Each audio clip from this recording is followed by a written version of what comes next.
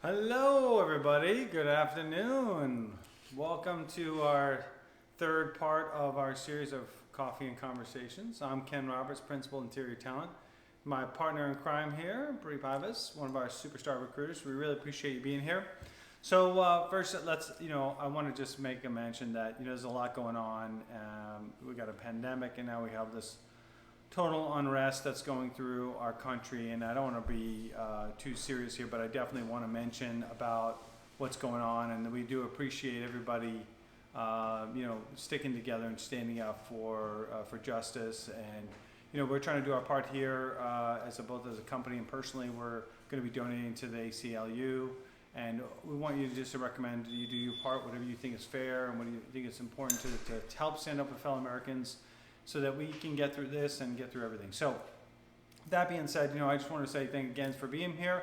Don't forget that we're going to select a winner. You get to win some cool swag. We've got our Interior Talent mugs. We're going to have coffee from one of our local coffee brewers. Nice. So we're pretty excited about that. So we talked about some good stuff. We talked about, how to prepare for an interview. We talked about what do you do at the interview. Today, we're going to talk about what do you do after the interview. Yeah, what right? now? What now, right? So we're going to get started with that. And so it's really important to stand out through this whole process of the post-interview, but doing it in the right way. Mm-hmm. And so, Bree, why don't you start off with talking about the first step? Yeah. So the first step after the interview, and this should be known for no matter the position that you're applying for and you're interviewing for, whether it is a warehouse position or it is a VP position. Regardless of what you're interviewing for, your first step after the interview is always going to be writing the thank you note. It's common courtesy, and a lot of times is the nail in the coffin. It is literally what stays with the client. They will remember who writes a thank you note and who doesn't. So when do we do this? I get a lot of questions about this. Do I send this when I'm sitting in the parking lot after the interview? Do I send it the next day? We recommend that within 24 hours you have emailed the hiring manager. If you don't know the hiring manager's email, reach out to your recruiter, check your calendar invite. You should be able to find it there. And then while you're doing that, something that I think a lot of people have lost touch of, but is still equally as important, is mail a copy. Mail a physical thank you. Do it immediately that same day, because you have to remember that it's going to take multiple days in the mail to get to its location. Yep. So this is going to keep your name completely relevant in the conversation. Very few people even do this anymore. So not only are they getting acknowledgement right after the interview, you're showing that you are interested, you are engaged, you want the position, but it also gives you an opportunity to connect with your hiring manager even more. Right. No. You want to go ahead? Yeah, I was going to say on the thank you note, what a lot of people, because we don't do it enough, right? Right. Most people don't send handwritten thank you notes. Mm-hmm. What do you put on it, right? And so it's just real simple, a nice professional, simple thank you card, nothing that says, no balloons or anything on it, but just super simple, professional. Just say, hey, thank you so much for the time. I really appreciate the conversation, expressing your interest, and that you hope to hear from them soon or about follow-up, right? So keeping it simple and relevant, but it's important. And then, like Bree was mentioning, is that, you take that out, you sent that out, so now how do you connect even further? And so social media is a great tool. So connecting with those people, if you haven't done it already, some people do it before the interview, you connect with the person that you interview with, right? Mm-hmm. So you connect with them on social media, LinkedIn ideally, and then maybe you connect with some of the staff that work at that company, follow the company, really understanding what's going on with them, making sure that you're making comments, like you follow the company, you see they posted a really cool project. Yeah. Well, make a comment on it, right? Mm-hmm. When you start researching the team that's worked there, maybe there's someone that went to the same school, maybe someone has the same interest, they're part of the same groups. Just any way you can go further to connect with them, right? So Facebook you have to be careful with. I wouldn't necessarily recommend Facebook. I mean, if you want to go look, you can look, but it's really, they're separate worlds. Right. So I would stay away from it, but positive comments on their posts. And listen, you want to stand out positively. You don't want to become like a stalker. So no, the last thing you need to do is send out 50 messages to every employee in the company and say, hey, I interviewed for this position. Can you check on that for me? Or I'm interested. That's not good. no, just Yeah, don't do don't it. do that. The reason why you're connecting with the staff is because, one, if you might have there's some kind of connection, there's something in common. But if for some reason, let's say the hiring manager goes to one of the employees and says, "Hey, do you know this person? Yeah. Do you know Bree?" And he's like, "Oh, Bree just connected me on LinkedIn. Mhm. Yeah, seems like a nice person." They may have no information about you, but the fact that they could say, "Oh, I just connect with them on LinkedIn," it once again will give you a slight edge on standing out just a little bit more than the person that did not do that, right? So. Yeah, exactly. Yeah. The last thing you want to do is go to people that you don't even know and ask for a favor. Yeah. Because they're really, Don't do that. if they're recommending you, they're putting their own reputation within the workplace potentially at risk. They don't know you. But like Ken said, it's all about making the connection. People want to hire people that are interested in the company, interested in the projects they're doing, that are already engaged. They don't want to have to hire someone and then convince them to be interested. Exactly. So you're one step ahead. Yeah. So you sent the letter, you sent a thank you email and a letter, you're kind of connecting a little bit deeper. Now you got to follow up, right? So let's talk about following up with the manager. How long do you wait? You sent out the thank you note, and what do you do then? Yeah. And This is easily the most nerve-wracking part of the entire process. This is the waiting game that makes so many people uncomfortable, but it doesn't have to be. right. Listen, you know that the email got there right away. So, you take a couple of days, 2 to 3 days, unless they give you, sometimes they'll say specifically, we'll follow up with you by the end of the week. Mhm. Well, then you wait till whatever time frame they said. If they didn't give you a specific time, 2 to 3 days after the email, and then, the letter, the card that you sent out probably was 2 days after you sent the email. So you have an opportunity for twice within about a week to follow up professionally and just to stand out a little bit. So, So you got those two opportunities. After you sent the email, a couple days from that, and then a couple days after when they think they would have received the thank you card. Mhm. Right? What do you do if you don't haven't heard back? This is a tough one, right? Yeah, Yeah, they didn't get back to you. the hardest part, Yeah. actually. You gotta be friendly aggressive here. Okay? You cannot just oh well, I didn't hear back. You can email, you can call, and you can follow up in a way where it just shows your level of interest. I think most people are going to give you a reply to say, thanks but no thanks, right? Yeah. And so if they get to that point, it's tough. But if you're following up, put yourself a little bit further. So let's say you're a designer and architect. One thing I would recommend doing is say, listen, you know what, if they haven't responded, or maybe they respond like, we're still evaluating candidates, you can say, listen, I would love to show you what I can do, my skill set. So how about I recommend that I can do a sample project for you, a design charrette. Would you like me to put together some drawings? Would you like me to put together something that shows you my actual skill set for this position? Yeah, a 30-day plan, Right. 60-day plan. Yeah. And that's really common in a lot of sales positions anyway. And so if they're not asking for that, you are one step ahead of the competition because you're already doing the job without a signed contract. You're really putting in the effort to show them that you're committed, you want the position, and you know what you're talking about. Yeah, it's really, really important. And so, listen, you go through this whole process and they say no. What are you going to do, Bree? This is a tough one. This is even more tough than they didn't hear back. So. And unfortunately, it's inevitable. We don't get every position that we apply for. I think no matter who you're talking to, I'm sure Ken's been in the position. I know I've been in the position where you want a job really bad, you're just missing and you're lacking in some areas. Etiquette is the most important. Oh. You do not want to burn bridges when you're told no.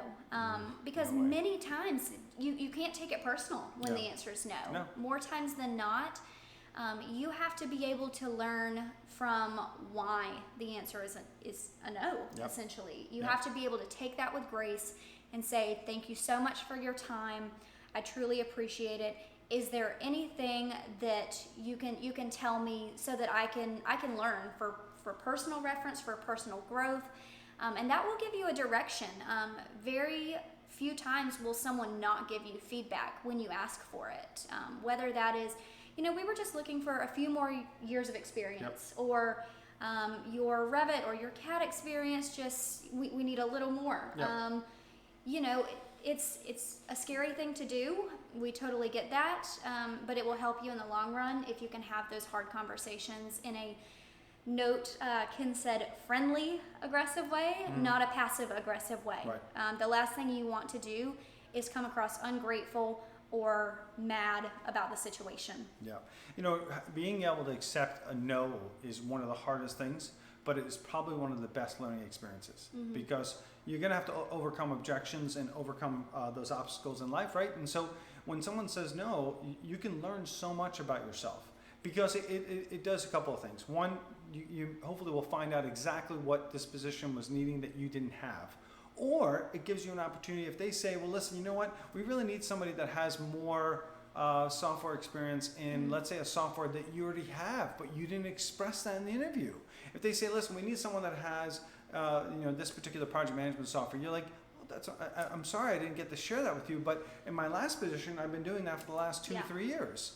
Oh, you have? Really? Yes, I can show you examples of that, or I can go into detail about that. So it gives you an opportunity to really overcome that objection potentially, or the other side of that is learn, okay, well, if this is what I'm hearing from potential employers that I'm missing this particular skill set, maybe an opportunity for me to go learn that skill set, right? So, it's unfortunate. We are going to hear lots of no's in life, right? But you can learn from them. So learning how to accept that and move on is really important. So that's kind of it. So you got your thank you note, right?